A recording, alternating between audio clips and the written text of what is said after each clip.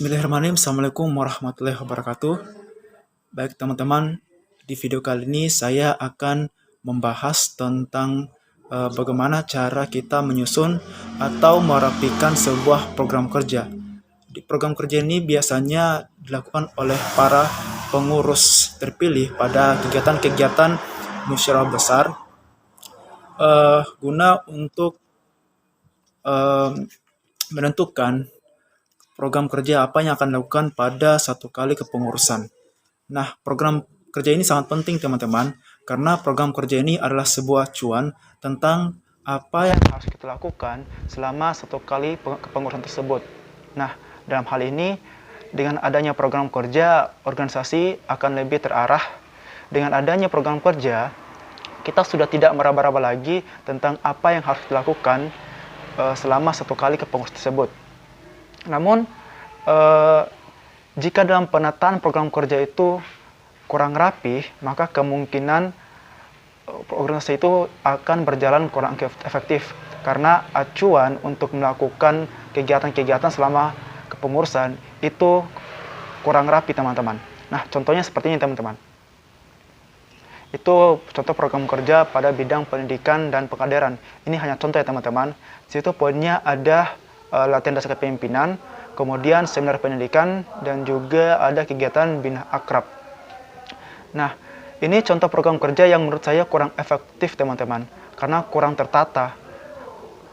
Poin-poin pada prokernya itu masih sangat universal dan masih banyak menimbulkan sebuah pertanyaan-pertanyaan. Misalnya saja tentang waktu pelaksanaannya, kemudian untuk siapa, tujuannya apa, dan lain sebagainya, teman-teman.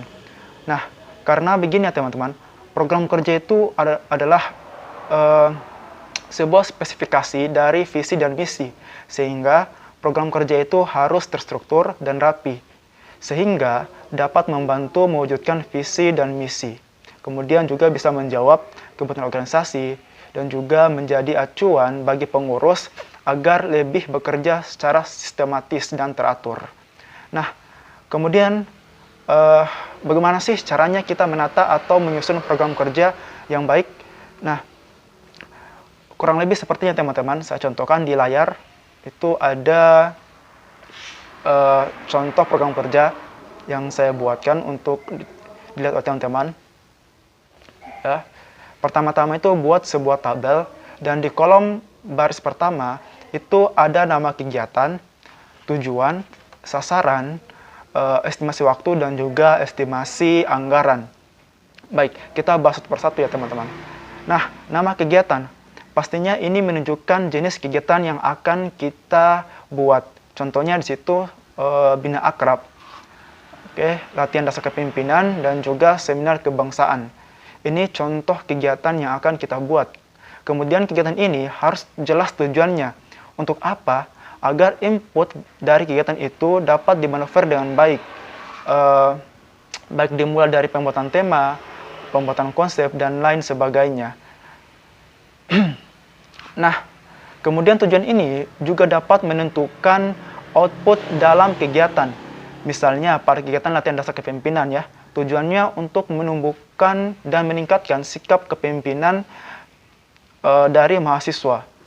Nah, inilah yang akan kita jadikan indikator atau ukuran capaian kegiatan itu. Jika dalam latihan dasar kepemimpinan itu kita nilai belum mencapai tujuan dasar kita, maka perlu ada follow-up tertentu untuk bagaimana bisa kita membentuk jiwa-jiwa kepemimpinan itu. Nah, selanjutnya setelah jenis kegiatan dan tujuan, kita tentukan sasaran dari kegiatan kita tersebut. Nah, saya contohkan lagi, misalnya pada kegiatan bina akrab.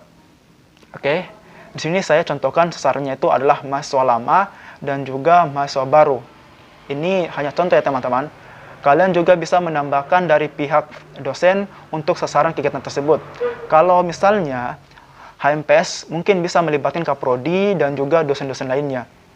Nah, jika fakultas itu teman-teman bisa melibatkan dekan, bergantung kreativitas teman-teman dalam membuat kegiatan. Jika organisasi ekstra mungkin biasanya ya, organisasi ekstra kampus itu dia biasa melibatkan alumni atau orang-orang yang dianggap lebih tua yang dipercayai untuk bisa memberikan wejangan penyemangat buat kita. Oke, dan selanjutnya setelah jenis kegiatan, tujuan, sasaran, kita menentukan estimasi waktu. Oke, di sini kita membuat sebuah target waktu kegiatan kita kapan akan dilaksanakan. Setelah kita menyusun ini semua dari nama kegiatan, kemudian tujuan dan sasaran, kita tentukan waktu kapan kita akan mengeksekusi kegiatan tersebut. Nah, dari 12 bulan, di bulan apa yang akan kita tentukan untuk mengeksekusi kegiatan yang sudah kita programkan, teman-teman.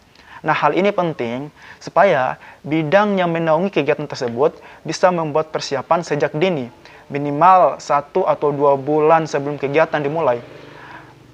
Apalagi kegiatan itu cukup besar, teman-teman. Jadi perlu persiapan tertentu agar kegiatan itu bisa berjalan dengan baik. Maka dari segi yang harus dipersiapkan, misalnya ada dari segi kematangan konsep, ada juga anggaran, dan lain sebagainya. Itu hal-hal yang harus memang kita persiapkan untuk mensukseskan sebuah kegiatan yang telah kita programkan. Oke, sehingga kegiatan yang kita buat itu tidak tiba masa tiba akal, biasanya orang istilahkannya, teman-teman. Dan juga tidak membuat kita kalang kabut dalam mempersiapkan segala sesuatu kegiatan tersebut. Nah, setelah estimasi waktu, yang terakhir di situ ada estimasi anggaran. Teman-teman bisa lihat di background-nya, teman-teman. Itu estimasi anggaran terakhir.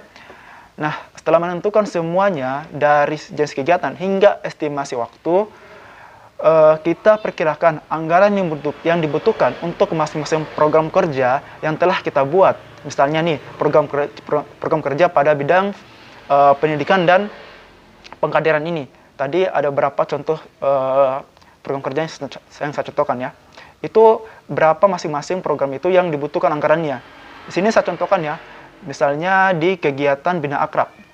Di situ anggarannya kami tulis adalah sebesar 700.000.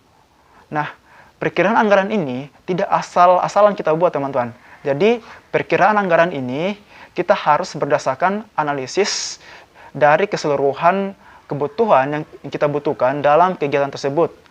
Karena ini akan menjadi acuan utama kita dalam mempersiapkan kegiatan yang sudah kita programkan selama satu kali kepengurusan.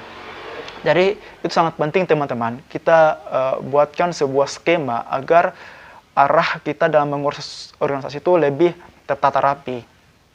Mungkin sekiranya itu yang bisa saya bagikan pada kawan-kawan. Semoga video ini bisa membantu kita semua dalam mensistematiskan kinerja kita dalam mengurus organisasi kita. Karena dengan penataan program kerja yang baik, itu akan sangat membantu kita untuk pencapaian visi misi, kemudian kita bisa bekerja secara sistematis dalam mengurus organisasi, dan semua